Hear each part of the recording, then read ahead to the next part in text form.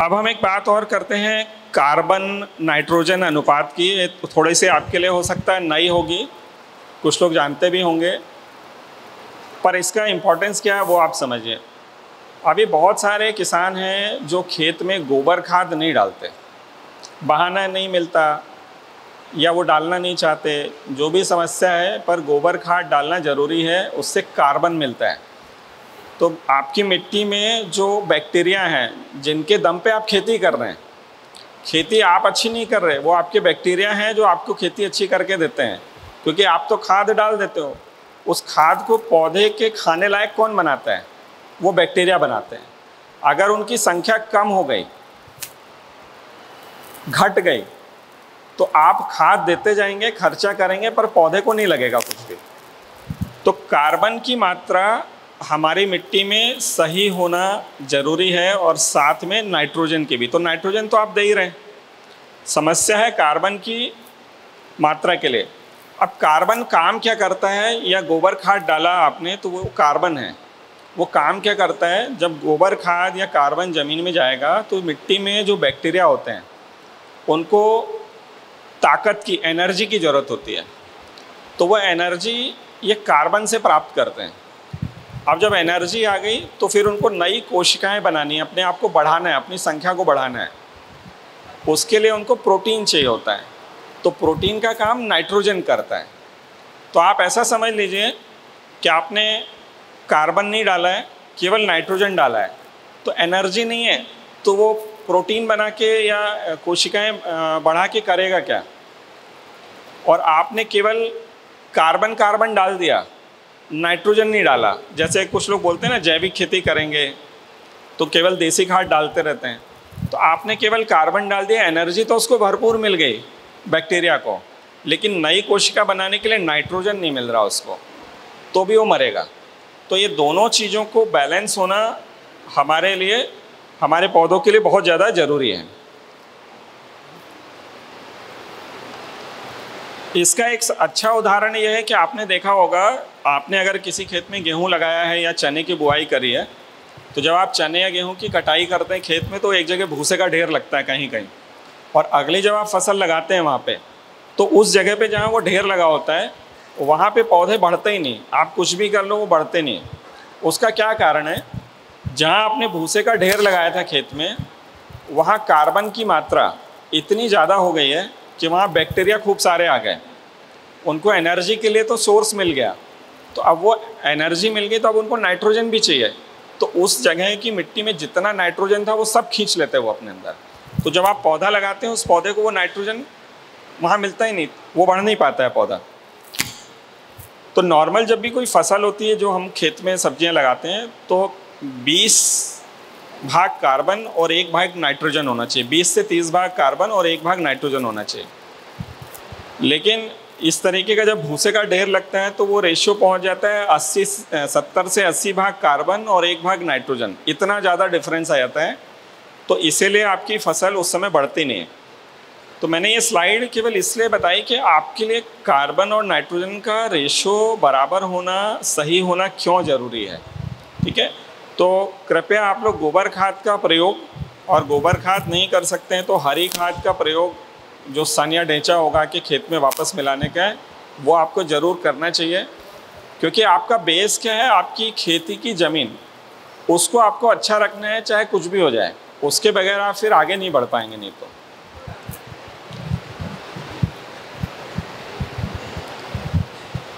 अब एक और नई चीज़ की हम बात करते हैं, ये बहुत ज़्यादा ज़रूरी, बहुत ही ज़्यादा ज़रूरी है।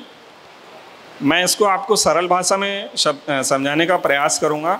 लीफ एरिया इंडेक्स, आप ये नाम भूल जाइए, नाम पे ध्यान मत दीजिए। और अगर आप कोई नोट्स बना रहे हैं, फ़ोटो खींच रहे हैं, तो टाइम वेस्ट मत करिए। इस सारी स्लाइड में ग्रुप पे डालूंगा, आप अभी पूरा ध्यान सुनने पे लगाइए, सारी स्लाइड आएंगी आपके पास।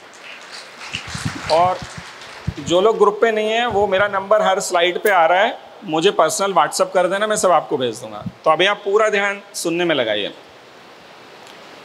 लीफ एरिया इंडेक्स होता क्या है, आप वो समझिए। आपने कोई फसल लगाई है, मान लीजिए टमाटर लगाया, या खीरे से हम बात करते हैं, खीरे की बात करते हैं। लाइन से लाइन की दूरी नॉर्मली हम लोग 5 फीट रखते हैं। पौधे से पौधे की दूरी मान लीजिए आपने 2 फीट रखी है, तो 5 बाय 2 यानी 5 में 2 का गुणा करेंगे तो 10 स्क्वायर फीट जगह आपने एक पौधे के लिए दी है। आप समझ पा रहे हैं इस बात को? लाइन से लाइन की दूरी 5 फीट, पौधे से पौधे की दूरी 2 फीट, यानी 5 बाय 2 यानी 10 स्क्वायर फीट जगह आपने एक पौधे को दी। ठीक है। अब जब वो पौधा आपका बड़ा हो गया, ऊपर के तार तक आ गया, तो आप क्या करिए, 5 बाय 10 फीट जगह में से जितनी पत्तियां आई हैं उसमें वो सारी काट के उनको एक जगह जमा लीजिए फर्श पे, बिल्कुल चिपका चिपका के। तो आप देखो वो कितने स्क्वायर फीट में आ रही हैं। हो सकता है वो पत्तियां जब आप बिछाएंगे तो 30 स्क्वायर फीट जगह में आएंगी। ऐसा ही होगा ना? आ रही बात? क्लियर हो रही है?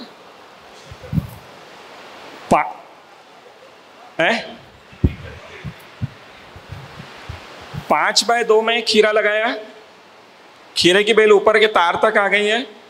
अब आप क्या करो, एक 5 बाय 2 का खांचा बनाओ तार पे धागे से, और उस 5 बाय 2 की जगह में से जितने भी पत्ते आ रहे हैं वो सब तोड़ लीजिए और फर्श पे बिछा लीजिए बिल्कुल लाइन से।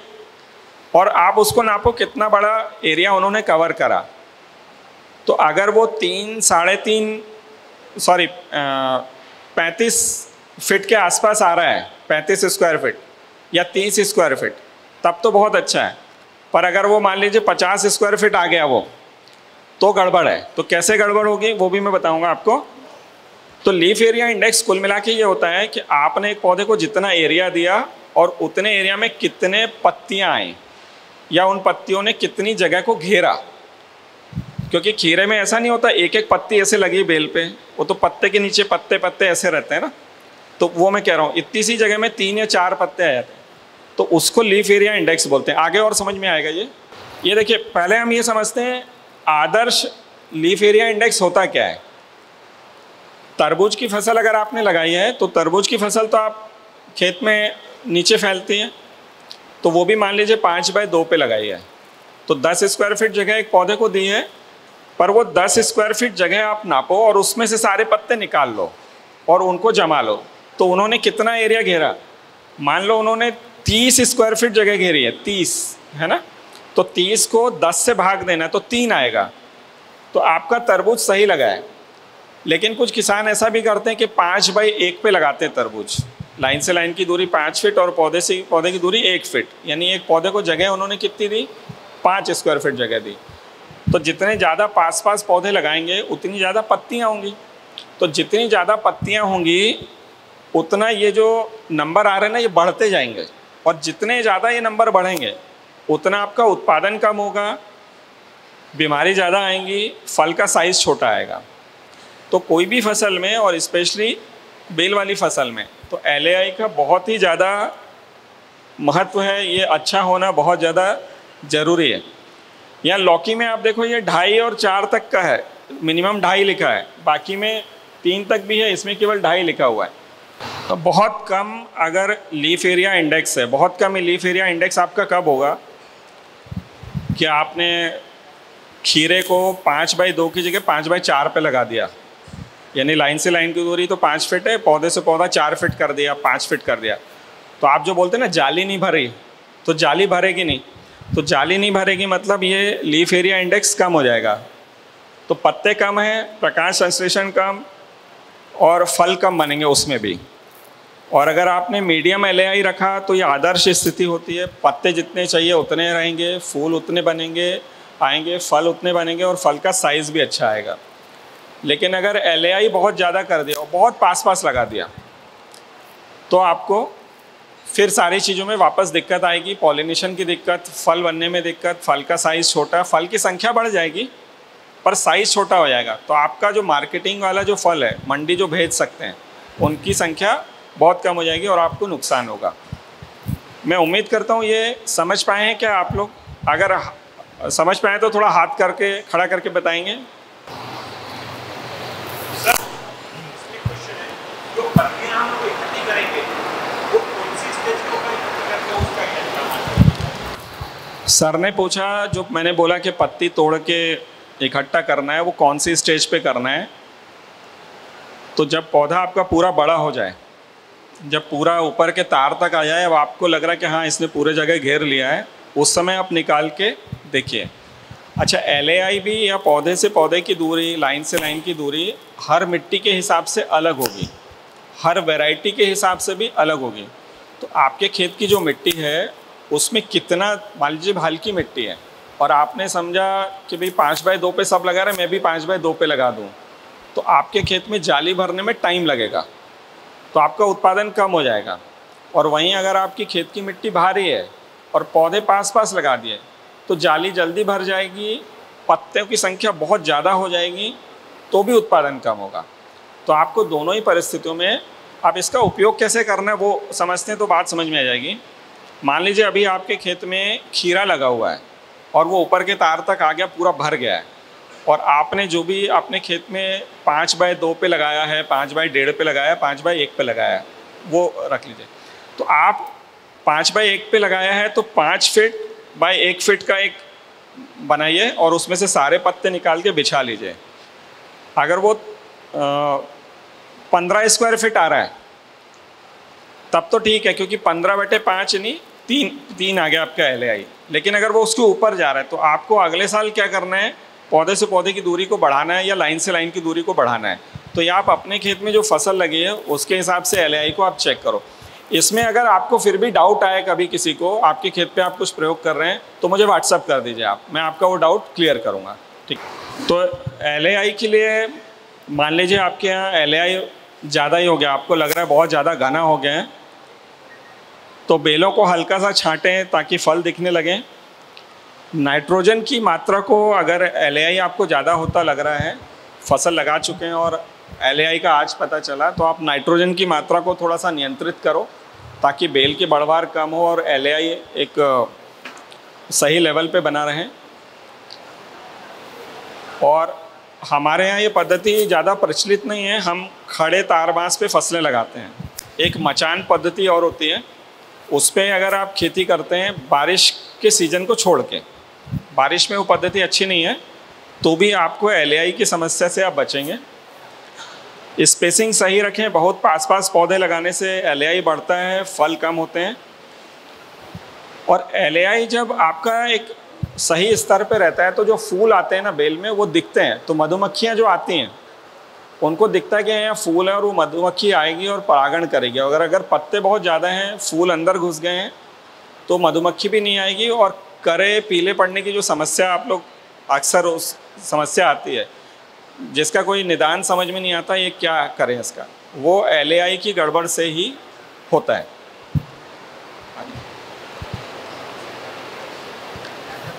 अब ये भी एक समस्या है, ओरोबैंकी बोलते हैं हम इसको। आपने भी इसको कभी ना कभी देखा ही होगा किसी न किसी के खेत पे, आपके खेत पे। बहुत कॉमन समस्या नहीं है, फिर भी मैंने इसको स्लाइड में लिया कि कहीं भी आता है तो किसान सावधानी जरूर रखें, क्योंकि आने वाले समय में नहीं तो ये बहुत बड़ी समस्या बन जाता है। ये एक परजीवी पौधा होता है, इसकी खुद की पत्तियां नहीं होती हैं। ये अपने भोजन और खाने पीने के लिए जिस फसल के साथ में उगता है उस पर पूरी तरीके से निर्भर रहता है। इसकी जड़ें नीचे होती हैं, जड़ों को ये दूसरे पौधे में जो साथ में फसल लगी है उसके साथ चिपका लेता है, जोड़ लेता है, और बस उसी में से खाद पानी खींचता रहता है। मल्चिंग के नीचे रहेगा, आपको ऊपर से कुछ भी नहीं दिखेगा, आपको लगेगा मैं खाद दे रहा हूँ, पानी दे रहा हूँ, पौधा चल क्यों नहीं रहा है। जैसा निमेटोड के केस में होता है वैसे इसमें भी आपको दिखेगा। तो आप मल्चिंग उठा के देखेंगे तो नीचे एक और फसल लगी हुई आपको दिखेगी। अब अक्सर किसान इसको उखाड़ता है और फेंक देता है, तो इसको ऐसा नहीं करना है। इसमें हज़ारों लाखों बीज होते हैं, ये जहाँ भी है आप इसको उखाड़ के तुरंत बोरे में वहीं के वहीं डालिए और खेत के बाहर ले जाके इसको जला दीजिए। इसके बीज कई साल तक पड़े रहने के बाद भी उग सकते हैं आपके खेत में। तो इसको प्रॉपर तरीके से हैंडल करना बहुत ज़रूरी है। पौधों को इसके जितने भी हैं उनको आप जलाएं और खेत के बाहर करें।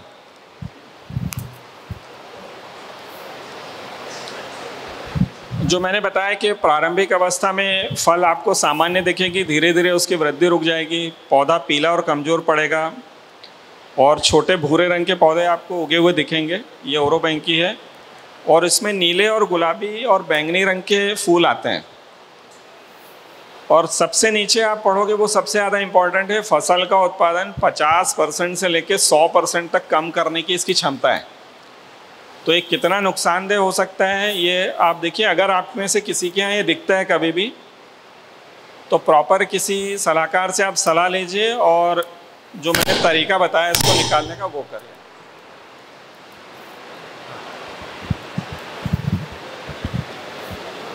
अब मिर्च में थ्रिप्स का बहुत प्रकोप दिखता है और अभी बारिश के समय में मिर्च में जब थ्रिप्स लगता है तो पत्ते, कुकड़े, सलवटें आना ये सब दिखती हैं उसमें। लेकिन सलवट दिखने का एक कारण और होता है पत्तों में। अगर पौधे की पत्तों की नसों में पानी ज़्यादा आ जाए तो भी वो ऊंची नीची दिखती हैं। तो अक्सर किसान भाई जब ये चीज़ देखते हैं तो थ्रिप्स के लिए दवाई करते हैं, जबकि उस समय थ्रिप्स नहीं होता है। उस समय हमको या तो ड्रिप का पानी कम करने की ज़रूरत है, या बारिश ज़्यादा हो रही है तो खेत में नमी ज़्यादा होने के कारण भी ऐसा हो सकता है। तो ये थ्रिप्स नहीं होता है, पौधे की नसों में पानी ज़्यादा होने के कारण एक तरह की सूजन होती है। तो इसका आपको विशेष ध्यान रखना है। ड्रिप को रेगुलेट करेंगे और गैर ज़रूरी स्प्रे करने से बचेगा इसके लिए।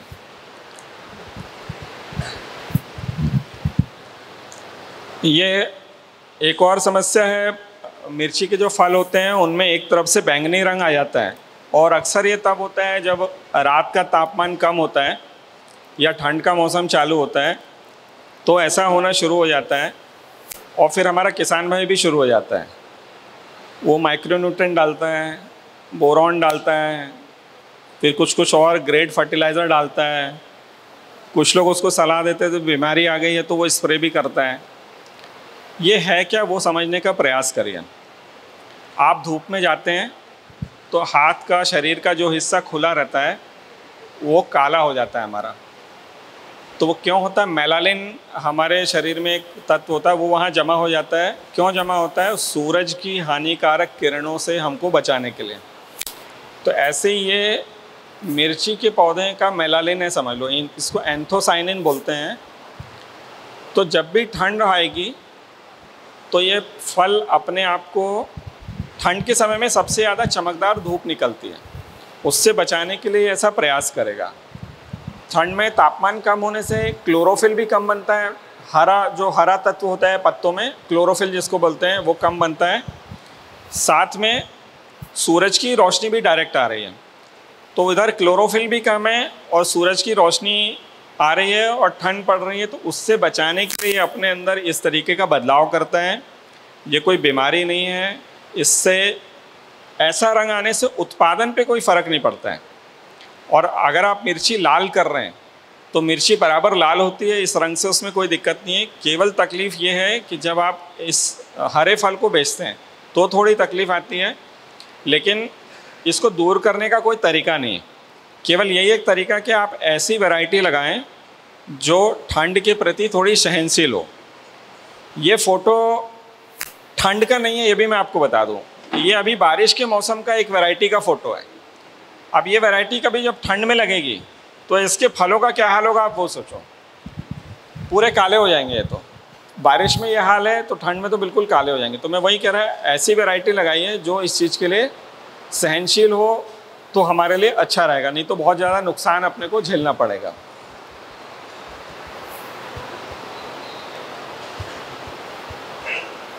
फसल की स्काउटिंग, अंग्रेजी वाला शब्द है स्काउटिंग, पर इसका हिंदी मतलब ये है कि किसान भाई आपने जो भी फसल लगाई है उसकी सही निगरानी करना आपका बहुत ज़्यादा ज़रूरी काम है। मेरे पास किसान आज फ़ोटो भेजता है, 2 दिन बाद या 1 दिन बाद ही उसी खेत का किसी बीमारी का फ़ोटो भेजता है। वो पहले दिन उसको बीमारी नहीं दिखती, दूसरे दिन दिख जाती। ऐसा क्यों? 1 दिन में तो बीमारी आई नहीं। उसका कारण ये है किसान ने सही ढंग से खेत की निगरानी या स्काउटिंग नहीं करी।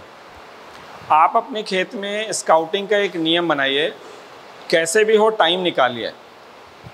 बहुत सारी जगहों पे खेत में घूमिए, एक एक चीज़ चेक करिए। सबसे पहले नीचे के पत्तों को चेक करना ज़रूरी है, क्योंकि फफूंद वाली बीमारी नीचे के पत्तों से ही शुरू होती है। तो अगर आप स्काउटिंग कर रहे हैं और नीचे कहीं एक पत्ते में भी आपको डाउनी दिख गया, आज उसकी शुरुआत दिख गई, तो आप तुरंत दवाई डालेंगे तो तुरंत रिजल्ट आपको मिलेगा और आपका कम खर्चे में काम हो जाएगा।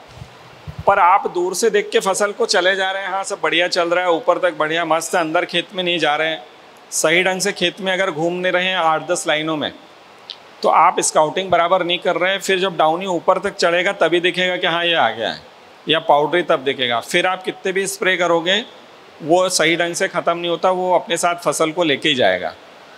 तो स्काउटिंग बहुत ज़्यादा ज़रूरी है। आपको प्रॉपर अपने खेत में हर बार घूमिए, है ना, फसल को अच्छे से चेक करिए, पौधों से बात करिए। मैं तो ये कहूँगा खेत में घुस के कि वो क्या चाह रहे हैं, सब सही चल रहा है कि नहीं, उनका हालचाल जानिए, रोज़ करिए ये चीज़।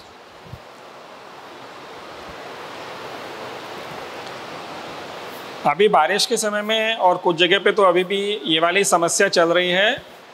मिर्ची के पौधे में ऊपर से कोपल जो है 2 से 3 इंच ठीक है, उसके बाद में उसमें सड़न लग रही है और वो लटक जा रही नीचे। कीमोफोरा ब्लाइट हम इसको बोलते हैं। और इस बीमारी को, ये पत्ता गोभी में भी इस बार मेरे किसान के यहाँ ये आया था, पत्ता गोभी में भी आया।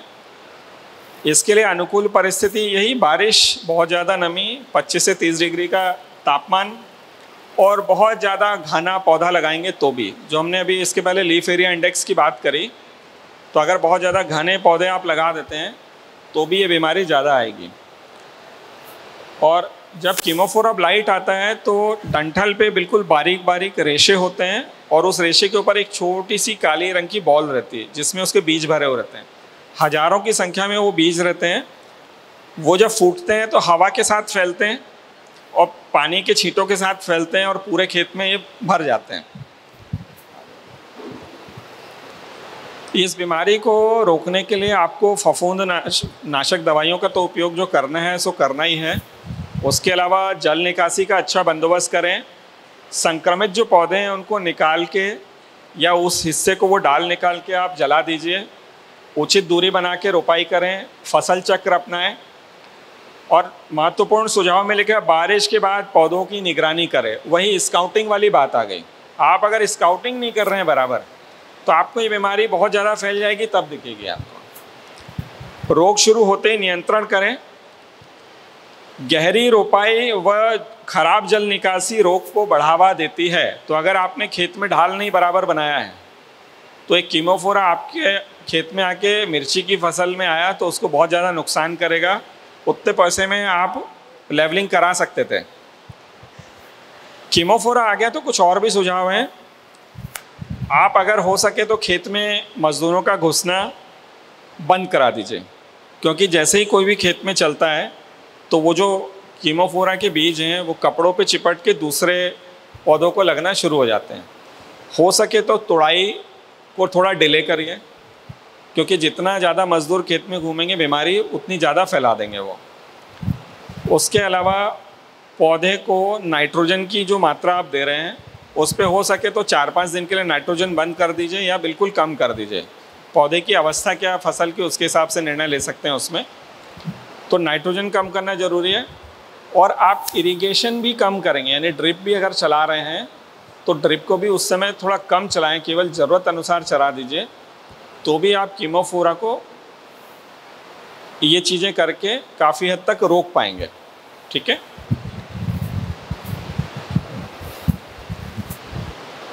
अब डाउनी मिल्ड्यू तो बताने की ज़रूरत नहीं, सभी लोग जानते हैं, सभी किसान इसको अच्छे से पहचानते हैं। और ये जो अभी बारिश का मौसम चल रहा था वही सारे कारण हैं इसके, अधिक नमी और तापमान, ये सब इसके फैलने के लिए। और स्काउटिंग करके सबसे नीचे के पत्ते में पहले दिखेगा, बिल्कुल जो ज़मीन के पास में पहला पत्ता है वहाँ से आप देखिए हल्का पीलापन अगर धब्बे धब्बे आने लगे हैं तो आप तुरंत शुरू हो जाइए फंजीसाइड का स्प्रे करना। अभी डाउनी मिल्ड्यू के बारे में मैं थोड़ी सी और अच्छे एक इन्फॉर्मेशन देता हूँ। डाउनी मिल्ड्यू केवल तभी फैलेगा जब पत्ते लगातार 6 से 8 घंटे तक अगर नमी में हैं, गीले हैं, तो डाउनी मिल्ड्यू को पैदा होने का चांस मिलता है। अगर पत्ते उससे कम समय गीले हैं तो बीमारी पैदा नहीं हो पाती है। ये 12 घंटे से ज़्यादा देर तक पत्तियां गीले रहें तो रोग तेज़ी से फैलता है और बड़ी एरिया में फैल जाता है। यानी लगातार बारिश हो रही, फुरफुर बनी हुई है, तो ऐसे समय में डाउनी आता ही आता है, आपको ये ध्यान रखना है। अब डाउनी आ गया है, अब आपने दवाई लेके आए और स्प्रे शुरू करा। और हम सबको पता है कोई भी दवाई डालो तो उसमें चिपको डालो, स्टिकर डालो, और बीमारी ज़्यादा है तो ज़्यादा डालो। ऐसा करते हैं क्या? करते हैं आप लोग कोई स्टिकर? तो मैं आपको ये बताना चाहता हूँ, ये चीज़ों का उपयोग करना बहुत अच्छा है, करना चाहिए। लेकिन हमने डाउनी मिल्ड्यू के केस में देखा कि अगर पत्ते ज़्यादा लंबे समय तक गीले रहेंगे तो डाउनी मिल्ड्यू ज़्यादा आता है। और ये चिपको, स्प्रेडर, ये सब जो दवाइयाँ हैं जो हम दवाई के साथ मिलाते हैं पत्ते पे फैलाने के लिए, उसका काम क्या होता है? नमी को पत्ते पे अच्छे से फैलाना, पानी को ज़्यादा देर तक वहाँ चिपका के रखना दवाई के साथ में, ये काम करते हैं। तो उस समय में ये डाउनी को बढ़ाने का काम करता है, पत्ता ज़्यादा देर गीला रखे गए हैं। तो आप सब ये नियम बना लीजिए, बारिश के समय में चिपको, स्प्रेडर का उपयोग नहीं करना है। बारिश के बाद करिए, बारिश के सीज़न के बाद। बारिश का मौसम जब तक है तो ये चीज़ों की आपको कोई भी ज़रूरत डालने से आपको नुकसान होगा, फ़ायदा नहीं होगा इससे।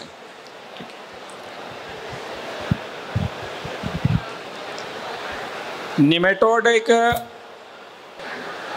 आपको शायद ये मैंने जो इसके पहले बात बोली, चिपको, स्प्रेडर बारिश में नहीं डालना, वो मज़ा नहीं आया सुन के?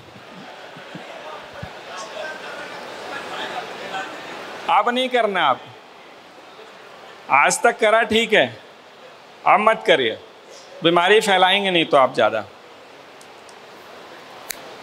मौर्य सर ने नर्सरी के बारे में बहुत कुछ बताया कि टेबल पे नर्सरी करना शुरू करा है तो नर्सरी के पौधों की जड़ें मिट्टी में नहीं जाती हैं, तो निमेटोड अगर उस नर्सरी वाली ज़मीन में है तो वो आपके खेत में नहीं आएगा।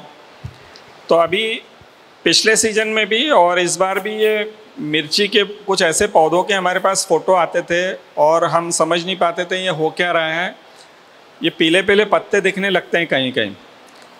तो हमने बहुत सारी चीज़ें अपनाई, बहुत सारे लोगों से बात करी कि क्या है, समझ में नहीं आता था। पर इस साल फिर से ये फ़ोटो आया तो पौधा उखड़वा के देखा तो जड़ों में नीचे निमेटोड था। निमेटोड के कारण ये पौधा खाद नहीं ले पा रहा है और पत्तियां पीले हो रही हैं इसकी।